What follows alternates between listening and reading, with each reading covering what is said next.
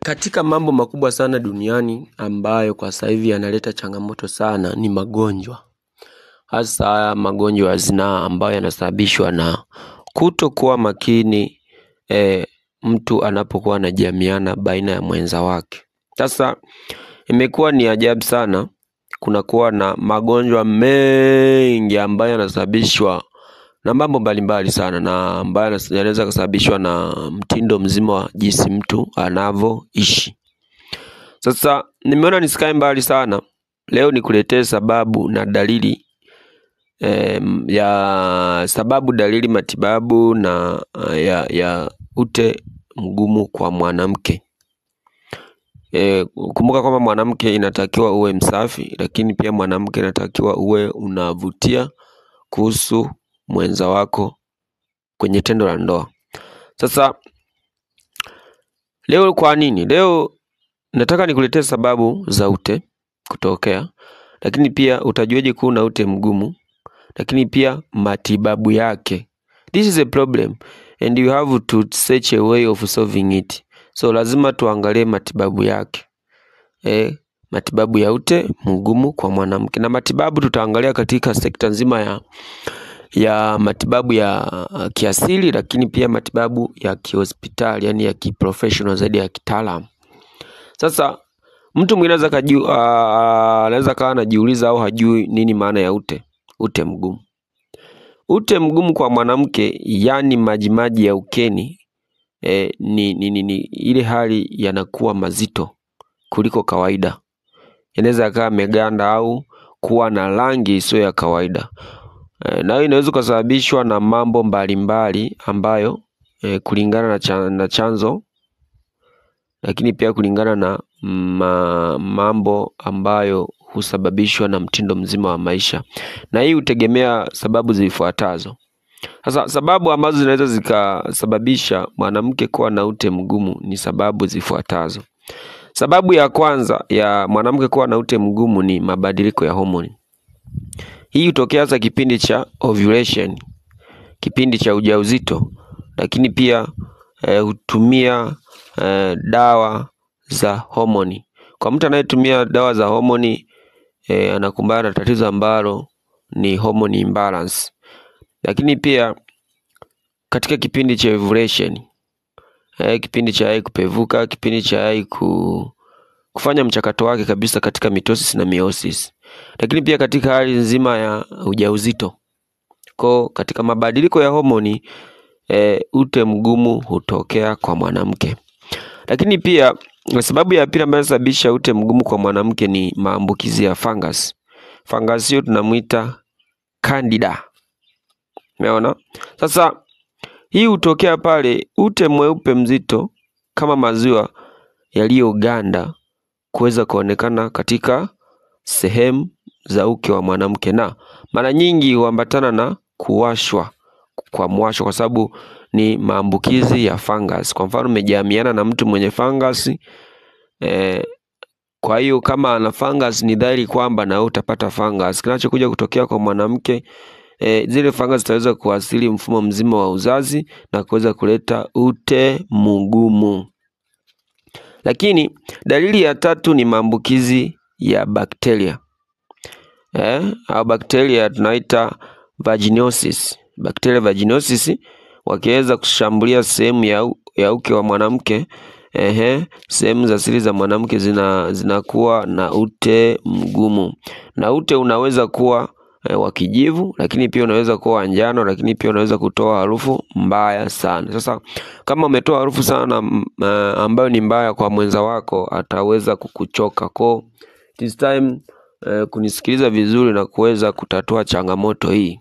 Hizi ni dalili, ili ukiona hizi dalili uweze kugundua kwamba niko katika sehemu hii, lakini pia nifanye njia ipi ili niweze kupona. Lakini dalili ya 4 ni maambukizi ya magonjwa ya zinaa, kama kisonono, trichomoniasis na magonjwa mengineyo. Lakini pia ute huwa mzito na wanjano, au unaweza kuwa kijani, lakini pia unaambatana na maumivu kwa sababu ni magonjwa ya zinaa.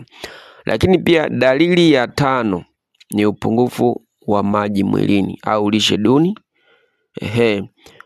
Watu ambao inawatokea sana kama katika dalili hii ni wale ambao ni wavivu sana kunywa maji, lakini pia wanatumia lishe duni, hawazingatii breakfast. Mtu mwingine balanced diet. Mtu mwingine anaweza kana jiuliza kwamba balanced diet ni kula machipsi, kula manyama, kula nini? Balanced diet ni kula muhimili mzima wa chakula chenye vitamini zote ambazo zinazingatiwa katika thamani kwenye mwili. Ndio balanced diet, sio kula vitu ambavyo ni hizi tunazita crisps sio nini. Kwa hiyo wale ambao wanatumia lishe duni, lakini pia ambao ni wavivu sana wa kunywa maji, huweza kutana na changamoto kama hii. Sasa hizo ni dalili. Nimeenda taratibu kwa dalili ili uweze kuelewa dalili inayosababisha kuweza kuumwa fungus ni dalili ipi, na nipo katika hali gani, na kipi kinaweza kikanikumba: fungus, bakteria, magonjwa ya zinaa, au lishe duni, au ni homoni. Sasa sikiliza matibabu kulingana na dalili ambazo ukienda kupima hospitalini au utaziona, lakini zaidi professional nenda kupima hospitalini ili uweze kupata taarifa nzima kuhusu mwili wako na uweze kuchukua hatua.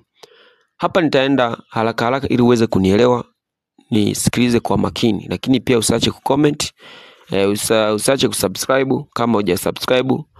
Lakini pia kama umesubscribe, asante sana, lakini pia naomba ushare video hii iweze kuwafikia watu wengi waweze kujifunza, maana hii imekuwa ni tatizo sana hasa kwa upande wa wanawake, lakini pia tatizo kubwa sana hasa kwa upande wa mapenzi, kwa sababu unapokuwa na hali kama hizi za ute mgumu kwa mpenzi wako, inakuwa ni vigumu sana kuweza kuenjoy mahusiano yenu. Sasa sikiliza matibabu kulingana na dalili ambazo nimekutajia. Nimekutajia dalili 5 ambazo ni upungufu wa maji mwilini, nimekutajia maambukizi ya bakteria, inaweza kusababishwa na bakteria, lakini pia inaweza kuwa kusababishwa na magonjwa ya zinaa, lakini pia inaweza ikawa na sababu ya fungus, lakini pia inaweza kusababishwa na nini, na hormone imbalance. Sasa sikiliza matibabu. Ikiwa namba 1, sasa ikiwa ugonjwa huo wa ute mgumu kwa mwanamke umesababishwa na fungus ambayo inaitwa Candida, fanya hivi: tumia dawa zifuatazo. Dawa za kuingiza ukeni ambazo zinaitwa clotomazole pacilli. Mnielewa? Nasoma taratibu. Clotomazole pacilli. Clotomazole pacilli. Hii clotomazole pacilli ni dawa ambayo utaingiza ukeni na kuweza kupata ahueni, yani kuweza kupona. Lakini pia kuna dawa za kumeza, ambayo hii dawa ya kumeza inaitwa fluconazole. Hata unapoenda hospitalini, hii dawa uliza inaitwa fluconazole au kwenye hizi pharmacy, lakini hakisha kwanza umepima ujue dalili inayosababisha ute mgumu wa ute mgumu katika uke wako unasababishwa na nini. Lakini pia ikiwa umesababishwa na fungus au ute mgumu, epuka sukari nyingi, kwa sababu huchochea ukuaji wa fungus hawa. Fungus wanaosababisha ute mgumu wanachochewa na matumizi makubwa ya sukari. Kwa hiyo epuka sukari. Hiyo namba 1 kama ni fungus. Lakini ikiwa fungus ikiwa yani ikiwa ule ute mgumu umeweza kusababishwa na bakteria, sikiliza dawa utakazotumia. Dawa za antibiotic ni muhimu sana, na dawa hiyo inaitwa metronidazole au clindamycin.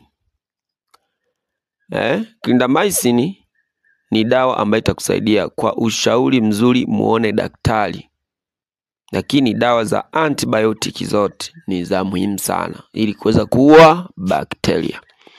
Lakini pia kama ugonjwa huo wa ute mgumu kwenye uzazi, kwenye uke, ukiwa unasababishwa na magonjwa ya zinaa, inahitaji dawa maalum ambazo tunazita antibiotic antiprotozoa kutegemeana na ugonjwa jinsi ulivyoathiri, kwa sababu zinaa tunaipeleka kwenye fungus na bakteria. Kwa hiyo kikubwa zaidi ni antibiotic, lakini ni muhimu uweze kutibiwa wewe na mwenza wako, kwa sababu unapoenda hospitalini ukatibiwa wewe ukapona, ina maana ni dhahiri kwamba unapopona utarudi kushiriki tendo na mwenza wako. Kitakacho kuja kutokea pale kushiriki tendo na mwenza wako, utaweza kupata magonjwa yale tena, kwa sababu yeye hajatibiwa. Kwa tibiwa na mwenza wako na uepukane na ngono zembe. Lakini ikiwa ni hormone imbalance, yaani mabadiliko ya kawaida ya mwili, mabadiliko ya hormone, fanya hivi, hakuna tiba maalum. Ni hali ya kawaida, wala usiwe na shida. Lakini unaweza kunywa maji ya kutosha na kula chakula ambacho kinatosha chenye afya ya kusaidia ute uwe wa kawaida. Kama inatokana na nini? Kama inatokana na hormone imbalance, unaweza ukawa unatumia sana maji kwa kiasi kikubwa sana ili kuweza kurahisisha ule ute kuwa wa kawaida na kuweza kusafisha mwili mzima wa ufanyaji kazi katika sehemu kubwa ya mwili inahusika na maji. Lakini jua kwamba asilimia kubwa ya mwili tulionao ni maji, kwa hiyo tumia maji sana. Lakini matunzo pia ya nyumbani ni ya muhimu sana.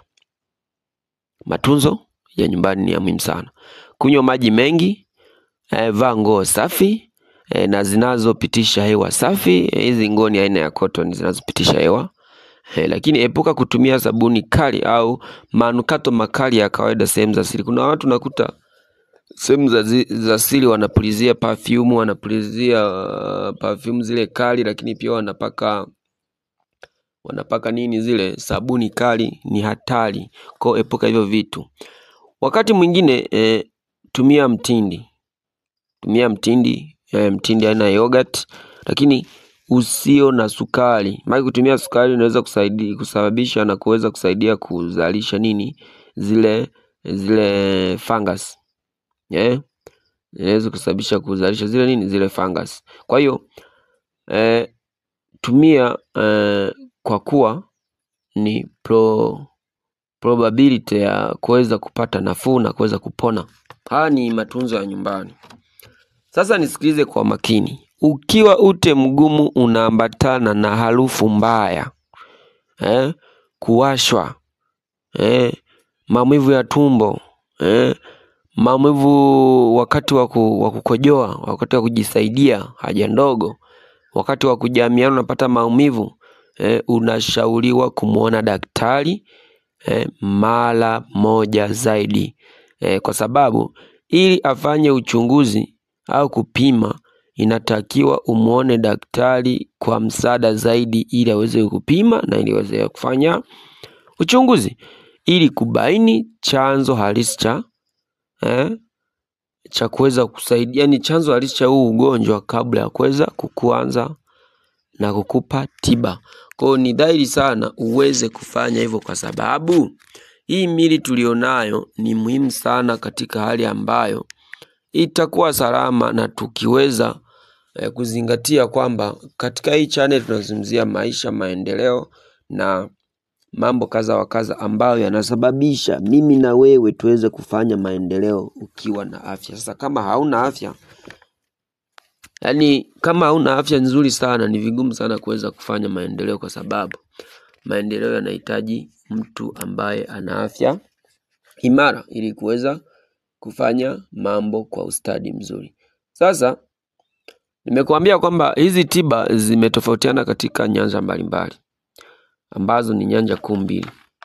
Nyanja ya kwanza ni matibabu ambayo tutakuja kuzungumzia hapa, ni matibabu ya asili na matibabu ya hospitalini, yani ya kitaalamu zaidi. Sasa video itakayofuata nitazungumzia matibabu ya asili, lakini pia nitazungumzia na matibabu ya hospitalini, uone utofauti kwamba naweza nikafanya vipi ili niweze kujikwamua na shida hii ya ute mgumu kwa sehemu ambayo ni ya muhimu sana katika mahusiano.